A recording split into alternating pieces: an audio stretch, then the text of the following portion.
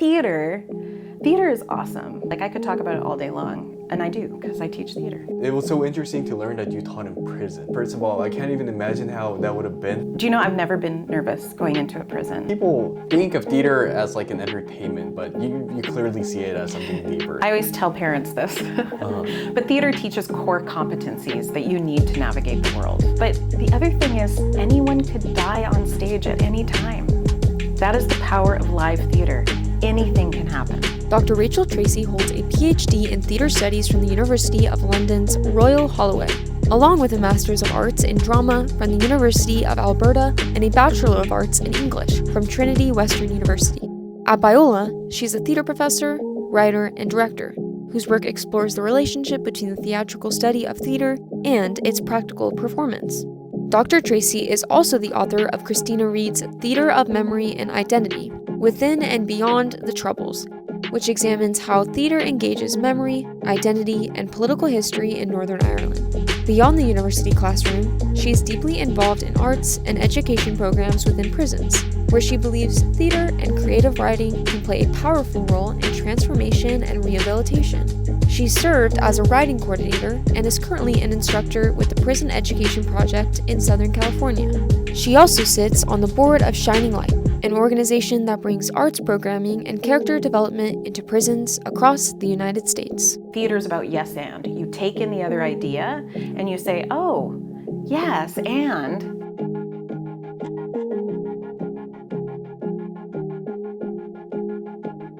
From the Torch Podcast Network, welcome to Office Hours. Your professors unmasked. Office Hours is where real people wrestle with real questions. Hi, I'm your host, Jae Koo.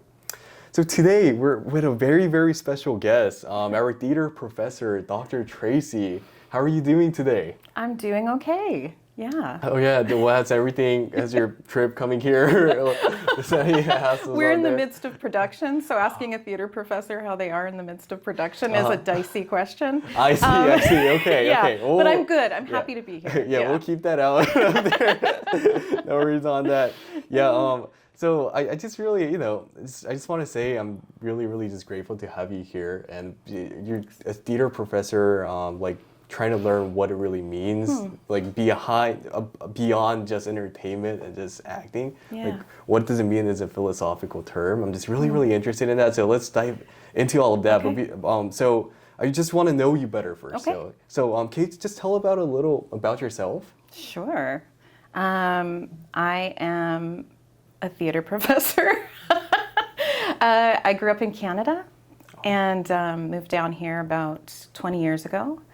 And I've been teaching for 25, 30 maybe years. That's awesome. And I started as a theater spectator. I am a really avid audience member, and then fell in love with theater and followed that journey through grad school. I have a wonderful family, 2 incredible parents, 2 amazing sisters with their families, and 5 nieces and nephews, and my beautiful husband Tim, and our dogs. Let's go. Freddie and Lou. Let's go. What kind of dogs do you have? I don't know. My dogs showed up on the porch. Oh, one of them, and it was destiny, amazing. I guess. Yeah, it was so great. They're very sweet. They're mutts. That's awesome. Yeah. Yes. So what was your faith journey like? How did you come into knowing God? Yeah. 6 years old, sitting with my mom on a couch. She took me through, I don't know if you are too young to know this, but they used to have these little books, the 4 Spiritual Laws. And she was just reading it to me, and it had this, I remember very clearly, it had this picture of like a cliff, and I don't even remember what the idea was there, but I just had this sense of like, I don't want to go over that cliff. I want Christ.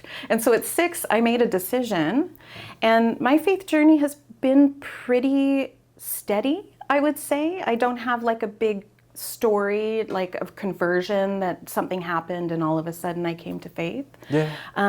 I was pretty steady throughout high school and college. I went to a wonderful Christian college, Trinity Western University, and had a wonderful time of exploring faith, and I was in literature at the time, faith and literature, and I minored in drama, and And then I think I really started to come into my faith in my late 20s when I started grad school, and I started to be confronted with more questions, I see. right? And in theatrical circles, faith is an interesting thing.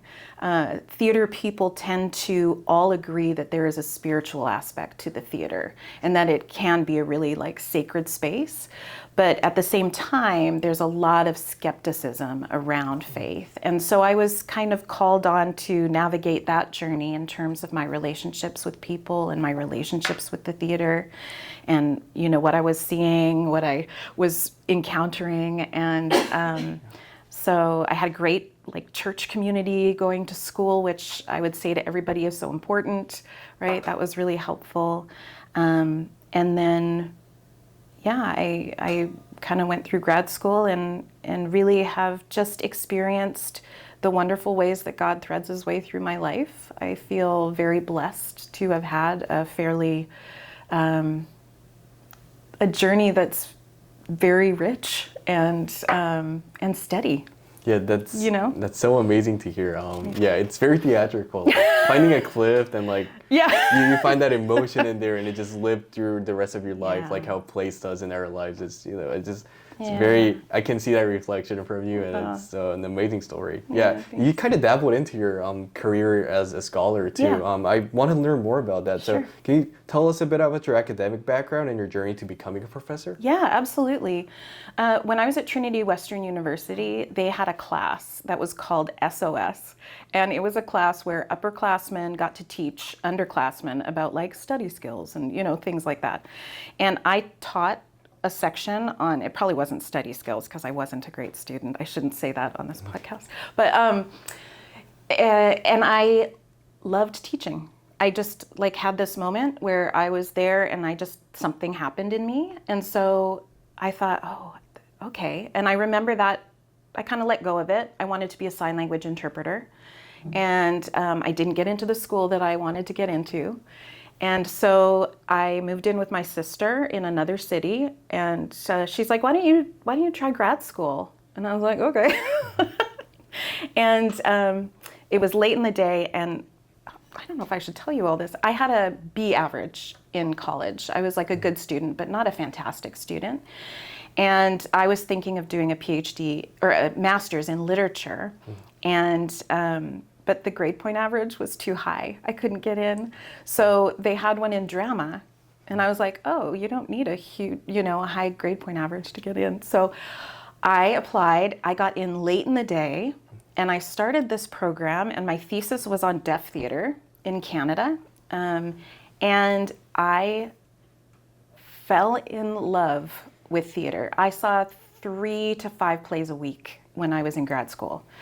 And I fell in love with teaching because I was allowed to teach a class as part of my grad school. And so I did that, and I got to teach all through my master's. And I was introduced to a playwright in an Irish theater class named Christina Reid, the only woman on the syllabus. And I'm like, oh, I'll do a presentation on her. And really was struck by her work on memory. She has a lot of like memory in her plays. And you want to hear something really weird? Yeah. When I was growing up, whenever I read the Bible, I always underlined, when I was a kid, like not even an adult, I underlined every mention of memory or remembrance. And so it was always like a running theme in my brain, this idea of memory. So anyway, I got interested in Christina Reid and teaching, and so I knew I wanted to do a PhD. And then I couldn't afford it for like 3 years, working 3 jobs, 4 jobs, trying to get the money together to go to grad school.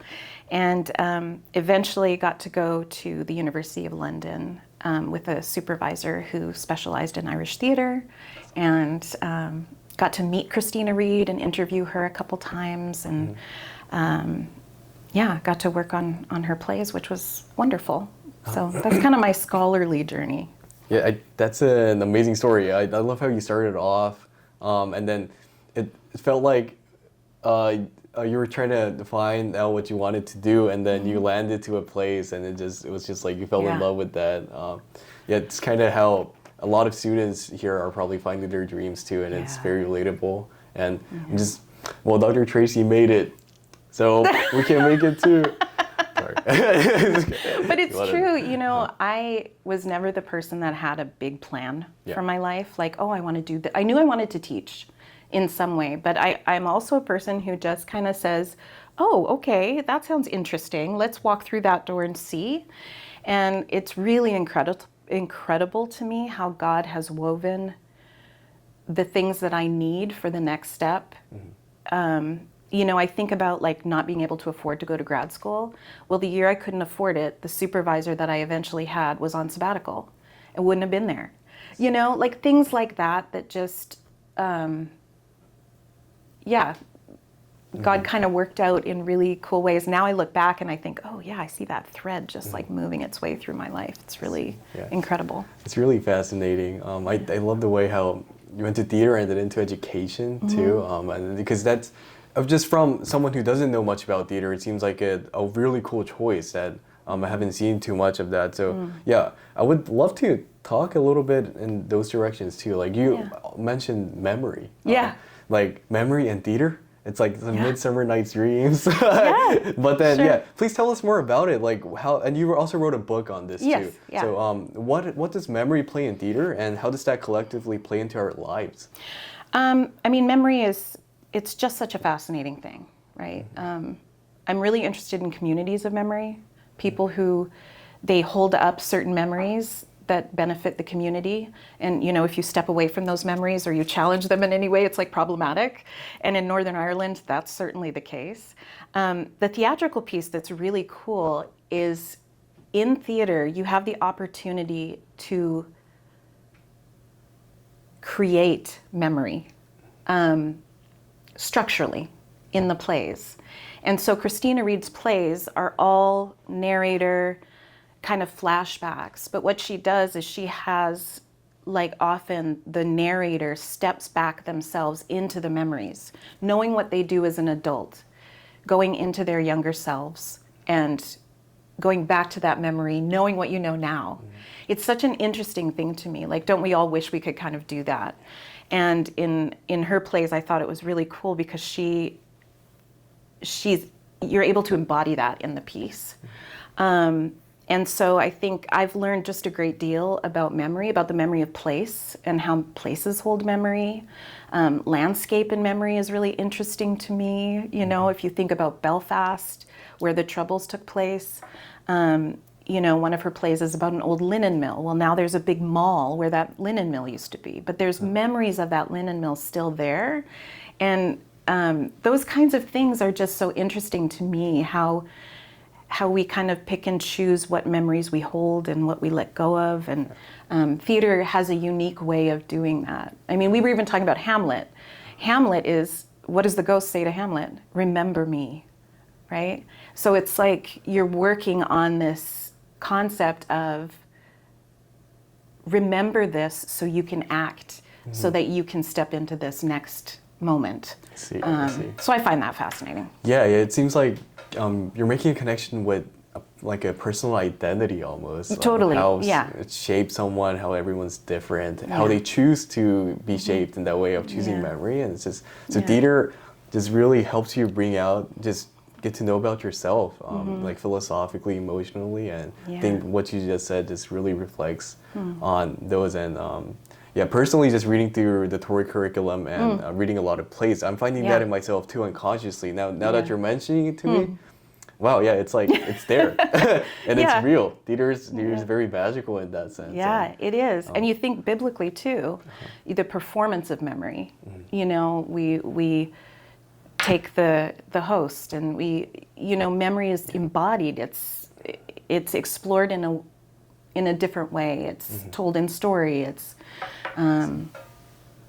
it's a powerful way of engaging with our faith, and so much of it is based on kind of our thoughts and our memories. So thank you for that. I love that Christian connection there. I think it serves very well in our community too. And then you mentioned that you did most of your PhD or doctorate degree studies in London. Yeah. And is there a reason why you came to America to teach? I got a job. Let's go. You know, let me tell you, I applied for 70 positions in grad school. And I was looking everywhere. And I actually got a position at a community college, and then I got a full-time position at Azusa Pacific University. Okay. I don't know if I'm supposed to say another university. Don't say it. But I got the position. I was hired in July, and I started in August. And I had to go through all the visa, I don't remember my first year at all. It was crazy. But yeah, it just ended up being that way. Yeah, that's so cool. I'm really glad Azusa doesn't have you and we have you. Well, that's very kind. That would have been very sad. I was there for 13 years, so I was there for a while. I'm glad you switched teams. We're always welcome to. Do you know what's funny? I didn't know anything about Biola when I applied for the job here, except that there was some kind of rivalry between APU and Biola, but I didn't know what it was. I didn't know why. I don't involve myself in such things. Gotcha. So. She's holding a neutral stance. Yes, totally neutral. Yeah. But yeah, anyways, let's move on to some more teaching stuff. Sure. I love the way, or like, it was so interesting to learn that you taught in prison. Yeah. Wonder how teaching theater in prison, first of all, I can't even imagine how that would have been for you. And I just want to learn, how is it different? What did you teach, I guess, and what did you learn even? It's just a broad enough question. I just want to hear about your experience. Sure. It's very different. You know, you go to a prison and you may not get in, depending on the day and the officers who are on. They may not let you go to the class, or they may not call the guys to the class, and you may just be waiting there.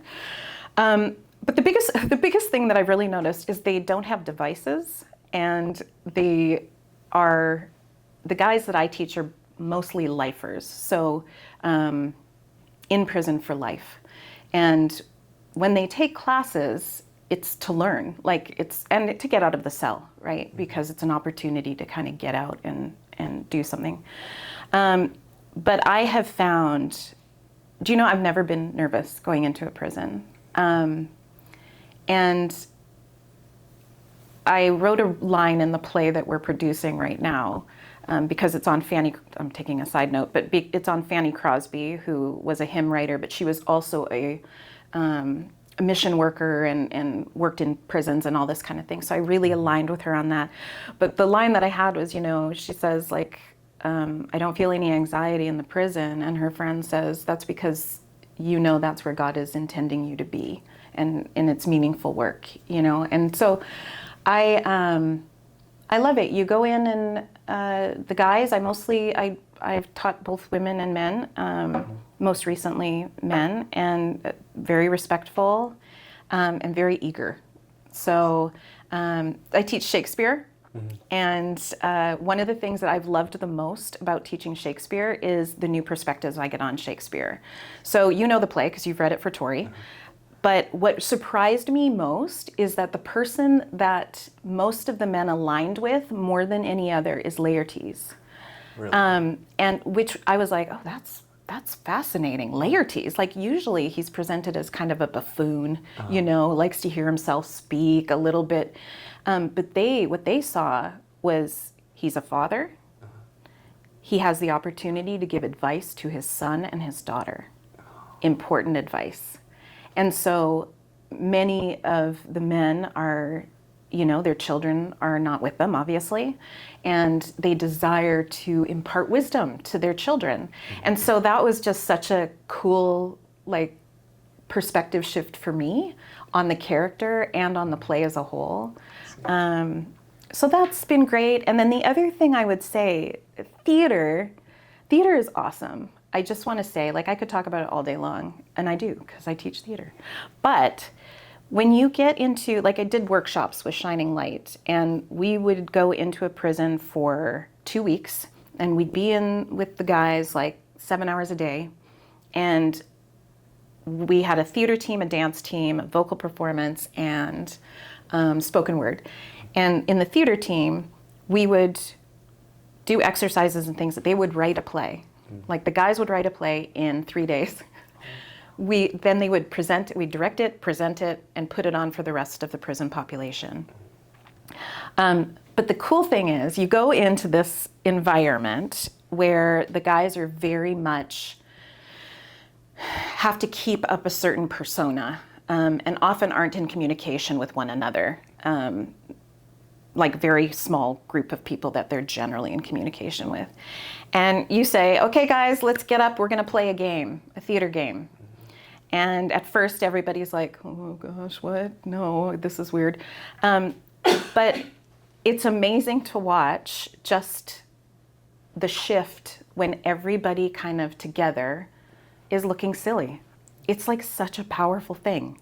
You know, it's why I always start most of my classes with a game, because it levels the field. Here we all are in our common humanity, acting like idiots, you know, doing this theater game.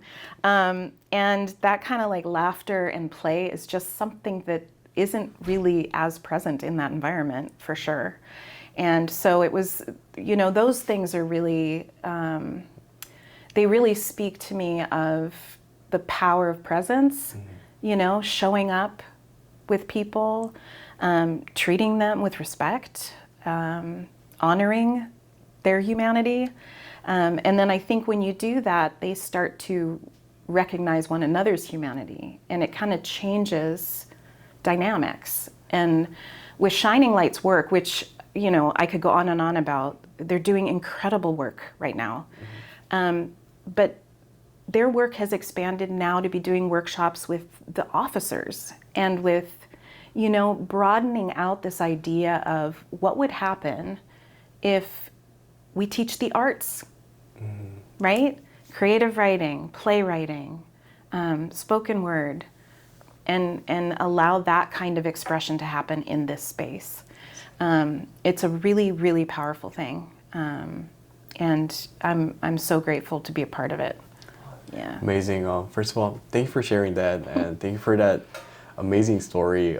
This the first part when you were mentioning about the prisoners identifying themselves as certain characters. You brought up rarities, and it's just like it reminds me of the thing you mentioned earlier about like memory of bringing their identity and like their have to the self-reflection and their character immersiveness in themselves to like just find more about themselves. And I think that was very interesting, finding that in prisoners. And the second part too of like kind of bringing that childness in you out to just be like, just be silly. But then it's just the most natural form of us, and we're just practicing just being us. And but it's so hard.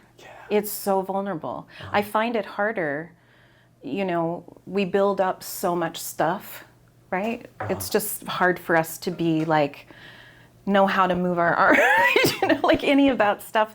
The kind of embodiment that theater requires, I think is essential right now, because we're so cut off with devices and, you know, everything else, that it's a space where you can legitimately interact like this, you know what I mean? Human to human, it's dependent on it. You can't do it without that. I see. What's that calling also, how you got involved with this program in the first place? Shining Light? The theater, the prison theater and Shining Light and all of them. Yeah, I was chair of the department in APU, and the head of Shining Light contacted me and said, hey, can we recruit some of your students to be in, they were doing a production that they were going to tour. And I said, sure, come on down. And I met them, thought they were doing great work. A bunch of my students went, their lives were changed. They thought it was incredible. Then they started doing these workshops, and I just said, look, I'm recommending this to my students, but I haven't done it. I teach a playwright called Samuel Beckett. I don't know if you're familiar with the absurdist playwright Samuel Beckett, Waiting for Godot. I'm not, but okay. Could you give us like a 10-second summary for the audiences too? Yeah, Samuel Beckett is a absurdist playwright, which means like his plays don't really have a plot, or it was written after World War II in response to that. But he presented his play, his best known play is called Waiting for Godot, and it's about these two guys who are waiting for Godot, and Godot never shows up. And he presented it at a prison. Like, I teach this in theater history, and I always loved that story. And so and he found that they understood it in a way that we just couldn't because of the waiting. I see. You know, always waiting, always waiting. And so that was playing around, you know, those threads God pulls, that was playing in my head. And when they did this workshop, I said, okay, I'm recommending it. Can I do it? I see. And they said yes. And so I went, and it's a fantastic organization. We had 2 days of training. They gave us a reading list that we had to read about incarceration and about the system and like all that. They really prepared us, I think, both in an intellectual way, but also in a communal way, like how do we do this, instead of just kind of throwing us in there and being like, okay, go do your thing. And so then I did that, and now that was like maybe 11 years ago, and I've done a number of workshops, and with COVID we went on to Zoom, and now they do academies in prisons. I see. Where now we graduate people out of the academy that then become the leaders and run the academy. So it's a wonderful I mean, if you have a chance to look them up, it's a wonderful organization. Yeah, I think I'll definitely will. That's Yeah. so fascinating just to hear. Yeah. Well, did you have something more? I was going to say the Prison Education Project, which I work with here in California. I've taken Viola students with me into teach classes, and that's kind of another thing that I think is really important, and a great kind of experience to go in, and you're teaching a college class. That's what that is. It's more of like just doing a college class in prison. Yeah. So thank you for opening that opportunity up to students at Viola too. Yeah. I think that's very meaningful. And while you are teaching in those prisons, was there anything that ironically, like where you were learning from the prisoners? always. Always. I mean, the Hamlet thing, I'm always learning new things about Hamlet. One guy he's this like super bright guy, and he was always bringing in connections. He's like, is Polonius related to polonium? And I was like, oh, that's fascinating. I looked up polonium, and I was like, he's not. It's not based on that at all. But the connection is so interesting to even think about. You know what I mean? And always just learning about like other people and other perspectives and other experiences. You know, I think that for me is the real thing, is that I get to learn about them and how they their life. It's helpful when I talk about it with other people, and just expanding awareness, you know, for myself and hopefully for others. Right, yeah. I can imagine just listening from perspectives that we normally not hear would like really just widen our views on the world. And I guess, I don't know much about theater, but I guess it could also like help in theater and like expression, trying to get the message to everyone. Yeah, absolutely. Absolutely. And expression is so key, like finding positive ways of expressing yourself, you know, is really important. So. Yeah, speaking of expression, though, like creative storytelling and expression, you were saying that it can play like a very powerful role in transformation and like maybe even rehabilitation for the prisoners. Yeah. Is there something you can say about that? Absolutely. So one of the so many things that theater teaches, but I always tell parents this, but theater teaches core competencies that you need to navigate the world. It teaches communication, it teaches listening, it teaches empathy, imagination, you know, all of these things. And in terms of rehabilitation, you know, I think the statistic now is 80 to 90% of these people are going to be our neighbors, going to be coming back into society and being our neighbors. And so the term rehabilitation is, you know, how are they developing into people that will be good neighbors, you know? And I think theater can play a real big part in that, in terms of exploring different ways of expression. You know, every art form, every class that they take will take a different perspective on that, and theater offers just another one. But I think it's, how do you express yourself through embodying another character and understanding someone else's perspective. I mean, I think that that is a key, that empathy piece is really key. And then you're also learning discipline, you know, regulation, right? How to be in a group, collaboration. Gosh, when we work on a play together, it demands a lot, whether you're in prison or not. It's if you're writing something with someone, you know, you have to give, and you have to learn how to kind of take in another, you know, theater's about yes and. You take in the other idea and you say, oh, yes, and even if you disagree with it, you say, yes, and that's a great way to do that. Do you think it's possible to also do this? Or instead of no, cut it off. Right. So I think, you know, in terms of transformation, there's a lot of elements that can contribute to that. Yeah. You know, and I think theater's just I see it, you know, when I'm there. It's very cool. I see it too, just with my shallow eyes too. The way you're giving identity and life to people who might be in the process of losing them. Maybe I think that's just such a meaningful work that you do, and thank you for that. Yeah, I love too. it. Yeah, I do want to ask you another one about maybe theater in application to us. So yeah, many people think of theater as like an entertainment, but you clearly see it as something deeper. Yes. So please tell us like what the general audience is missing. Oof. I mean, theater is entertainment. So there always has to be an element of theater that is appealing to the audience, right? Otherwise, why watch it? Right. And so I do think that is a very important thing. But I think the power in theater, and I think theater has power, and I think that's why over history it has been seen with suspicion, right? Is because you get a group of people together in a room, and you get a group of people on a stage or wherever you have your theater piece, and you all make a collective agreement to believe, willing, you know, Coleridge, willing suspension of disbelief, that we're going to jump into this story and believe this world that you've created.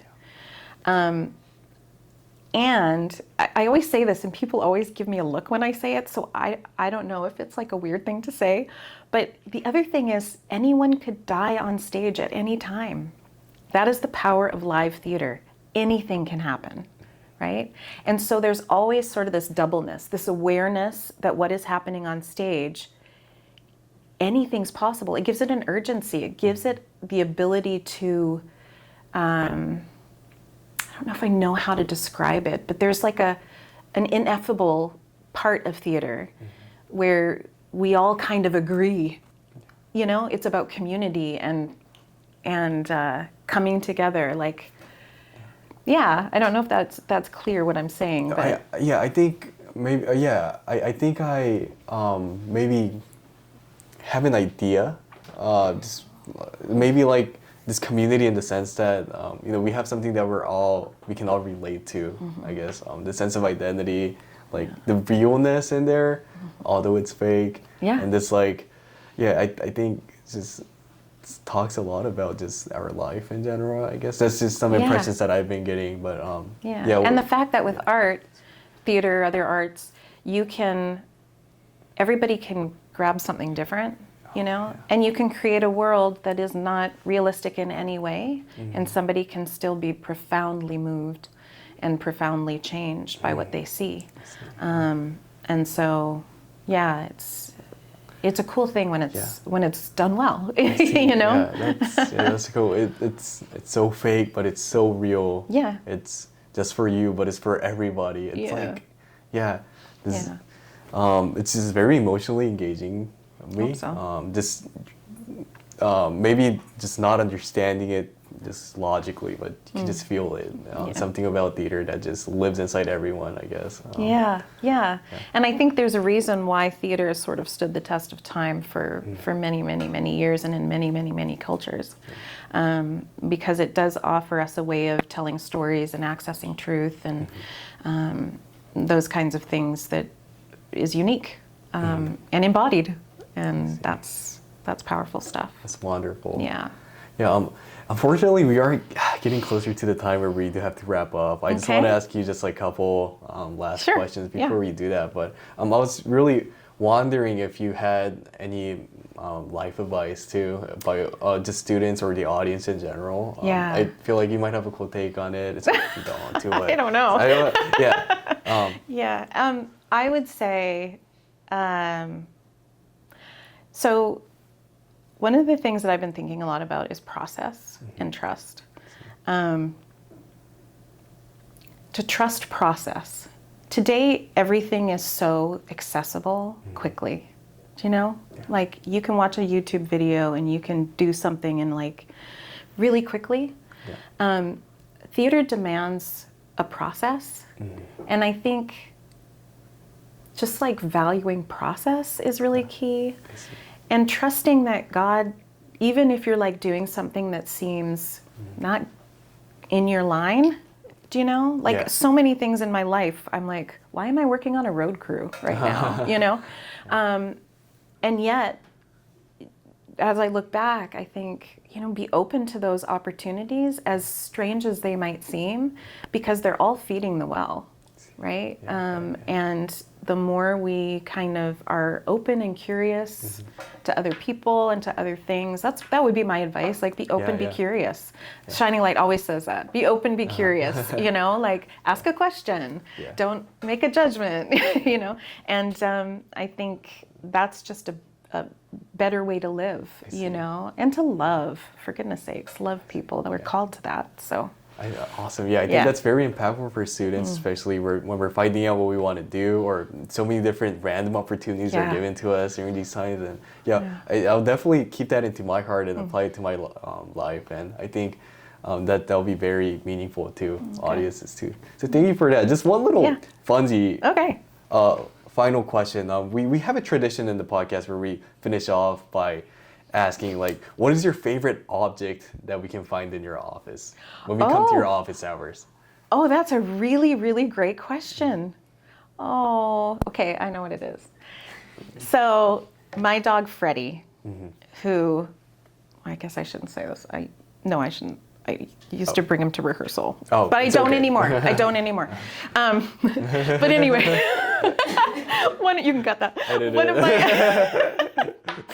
But one of my acting students, Carice, who's graduated now, because I missed Freddie, because I didn't bring him to school, right? Because we're not allowed to. And so she bought me this little stuffed animal of Freddie that now sits on my office. That's so awesome. I have a little reminder of him, That's which awesome. I love. Yeah. If you come to Professor Dr. Tracie's office hours, please look for that. But anyways, you give him a little cuddle. Yeah. Yeah, and give a little cuddle. Thank you so much for making time for us, Of course. Dr. Tracie. It was such a really cool time. It just went by. I can't believe that was 40 minutes already. Wow. But so thank you so much for that, and we'll wrap up our office hour episode with Dr. Tracie. See y'all. Bye.